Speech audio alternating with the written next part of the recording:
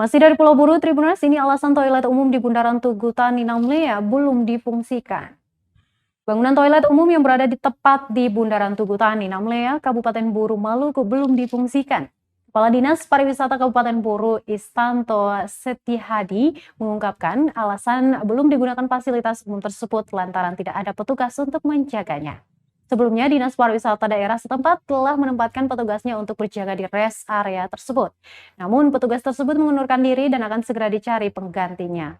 Fasilitas umum itu tampak lengkap dan kondisi bangunannya pun terlihat baik, namun tidak difungsikan sebagaimana mestinya. Pintu toilet pun terkunci sehingga tidak dapat digunakan oleh masyarakat setempat. Padahal toilet itu merupakan satu-satunya di area Tugu Tani yang menjadi salah satu kawasan tongkrongan anak muda di pusat kota berjuluk Bupolo itu.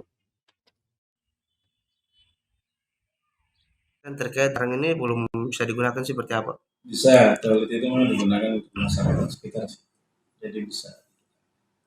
Iya, tapi kondisi toilet itu sampai sekarang kan masih terkunci, itu seperti apa, Pak? Ya kan memang yang dijaga lagi tidak ada, ya kan? Nanti tunggu kita cari yang jaganya sudah aktif lagi bisa dibuka lagi.